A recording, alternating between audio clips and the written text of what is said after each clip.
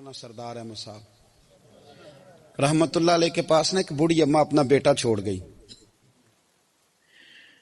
تو حضرت صاحب نے کو 2 4 5 مہینے رکھا. تو بعد میں اس کی اماں کو بلا کے کہا کہ تو بیوہ ہے، بیٹا تیرا یتیم ہے، میں نہیں چاہتا کہ اس کا وقت ضائع ہو. یہ پڑھنے والا کوئی نہیں، سارے نہیں بھائی پڑھنے والے ہوتے. اب یہاں علماء بیٹھے ہیں، میں بے ادب بھی نہ ہو جاؤں. کچھ پورے 8 سال لگا کے بھی آ جاتے ہیں، سند بھی ان کے پاس ہوتی ہے. ناراض نہ ہو جانا، یہ تو سب اچھے لوگ ہیں. سند ہوتی ہے پر پتہ کوئی نہیں ہوتا. یہ اعلیٰ حضرت نے لکھی ہے بات. سند ہوتی ہے، پوری ڈگری ہوتی ہے، اس پہ کئی لوگوں کے سائن بھی ہوتے. تو بہت سارے طالب علم ایسے ہوتے ہیں جو مدارس میں کہتے ہیں میں فاضل فلاں ہوں، لیکن کوئی شے پاس. تو مولانا سردار احمد صاحب محدث اعظم پاکستان رحمت اللہ علیہ اس بوڑھی کو کہنے لگے تیرا بیٹا کون دینا ہے، پڑھنا پڑھانا اس نے کچھ بھی نہیں. تو یتیم بچہ ہے، کل کو تو کہے گی کہ میرے بیٹے نے وقت ضائع کیا تو واپس لے جا. بوڑھی اماں رونے لگ گئی، کہنے لگی میں پڑھانے تو نہیں لائی تھی، میں تو آپ کو رب کا ولی سمجھتی ہوں، میں تو نوکری کرانے لائی تھی. نوکری. حضرت انس بن مالک کہتے ہیں میری اماں بھی حضور کی بارگاہ میں دے گئی تھی. تو حضور کی بارگاہ میں یہ نہیں کہا تھا کہ یا رسول اللہ پڑھا دیں، ہاں میں ذمہ داری سے بات کر رہا ہوں. یہ نہیں کہا تھا حضور مجاہد بنا دیں. یہ تھوڑی کہا تھا کہ یا رسول اللہ صلی اللہ تعالی علیہ وسلم سے مفسر محدث محقق مفتی بنا دیں. حضرت انس کی اماں کہہ گئی تھی سونیا جب تک یہ رہے گا نا آپ کی نوکری کرے گا، یہ گھر کے کام کاج کرے گا، ڈیوٹی کرے گا. حضور یہ آپ کی نوکری کرے گا. تو میرے محبوب نے پھر دعا کر دی اللہ اسے برکت عطا فرما. تم سمجھتا ہے خدمت والا خالی رہ جاتا ہے؟ جتنا ذائقہ خدمت والے کو ملتا ہے، جو اس کے نصیب میں آتا ہے، وہ کسی کا نصیب کہاں بھائی. حضرت انس کہتے ہیں حضور نے دعا کر دی، برکت کی. مجھے تو کھیتی باڑی آتی بھی نہیں تھی، پر لوگوں کے باغ میں سال میں 1 دفعہ پھل لگتا تھا، میرے باغ میں 2 دفعہ لگتا تھا. حضور نے دعا کر دی یا اللہ اسے اولاد دے. فرماتے ہیں میرے بیٹے، میرے پوتے، میرے نواسے، میری بیٹیاں. فرماتے ہیں میں زندہ ہوں اور میری 100 اولادیں موجود ہیں. پریشان ہو گیا 100 سن کے کہ بچے 2 ہی اچھے. 100 اولادیں میری موجود ہیں. حضرت انس بن مولانا سردار احمد صاحب کے پاس نا چھوڑ گئی بچہ. کہنے لگی حضرت جی میں کو پڑھانے کے لیے تھوڑا چھوڑ گئی ہوں، میں تو اس لیے چھوڑ کے گئی ہوں کہ آپ مہربانی کریں خدمت کرائیں. تو حضرت جی کہنے لگے کوئی ایسا کام ہی نہیں، خدمت والا کیا کراؤں. کہنے لگی پٹھے پوا لیا کرو. جی ہن لڑ پیندے نے، کہنے نے بچے کام کر دیں مدرسے دا. حالانکہ اب کہاں بچے کام کرتے ہیں، اب تو گزر گیا دور، اب تو بچے کام کراتے ہیں. اب بچے بھی ناراض ہو رہے ہیں، گھور گھور کے دیکھ رہے ہیں. صحیح پہ رہا ہوں آپ کو، بچے کام کراتے ہیں، بچے کہاں کام کرتے.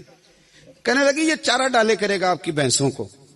تو حضرت نے اس کو کہا کہ بی بی چارہ میری بھینسوں کو ڈالنے کے لیے میں نے بندہ رکھا ہوا ہے، تو جا لے جا. کہنے لگی ہاتھ باندھ کے حضور مہربانی کریں رکھ لیں، چارہ ڈالے گا. اور پتر توجہ سے چارہ ڈالنا حضرت کی بھینسوں کو. رونے لگی. حضرت نے رکھ لیا، مہینے کا خرچہ بھی دیتے. شام کو نا وہ سارا دن کام کرتا، شام کو آ کے پیروں میں بھی بیٹھ جاتا. حضرت جی لائیں تیل تھوڑا سا، پیر نہ دبا دوں. 8 سال ساتھ والے پڑھتے رہے، یہ بیچارہ نوکری کرتا رہا. میرا روپ بھی نہیں تے میرا رنگ بھی نہیں، اور مینو یار منان دا ٹنگ بھی نہیں. کبھی کبھی نا حضرت بلال حبشی فارغ ہوتے نا تو نبی پاک کی بارگاہ میں عرض کرتے حضور کوئی کام تو نہیں، سارے ہو گئے، حضور جاؤں ذرا. چلے جاتے. ایک دن سلمان فارسی کہنے لگے یا رسول اللہ یہ بلال کہاں جاتا ہے. فرمایا جا دیکھ کے تو آ. حضرت سلمان واپس آئے تو آ کے رونے لگے. کہنے لگے سونیا جب یہاں سے جاتا ہے نا تو جا کے سیدہ فاطمہ کی چکی پیسنی شروع کر دیتا، بی بی صاحبہ کے کام کرنے لگتا ہے. گھر میں جا کے اسنین کی ڈیوٹی کرتا ہے، وہاں بھی کام یہاں بھی کام. وہ چارہ ڈالتا رہا، اس نے چارہ ڈالا. حضرت محدث اعظم کی بھینسوں کو دستار فضیلت کا وقت آ گیا، سارے پگڑیاں سجا کے آ گئے. آج دستار ہوگی. یہ نہ پیچھے ہو کے بیٹھ گیا، چونکہ پڑھا ہی نہیں تھا تو دستار کاہے کی. دستار تو اس کی جو پڑھے گا. ہم نے تو پڑھا ہی نہیں، ہم نے تو یار پڑھا، گھر پڑھا، ڈیوٹی کری. حضرت محدث اعظم رحمت اللہ علیہ کے ہاں جب اعلان ہونے لگا نا کہ اب دستار ہوگی تو حضرت نے پہلا اعلان اس کا فرمایا. تو مجھے والا بندہ کپڑے بھی کدی کدی بدلتا ہے نا. وہ کہتا ہے جس حال میں بھی تھا میں پلٹ کے دیکھنے لگا کہ پڑھا پڑھایا تو ہے، کوئی شے نہیں. تو یہ ماجرا کیا ہے.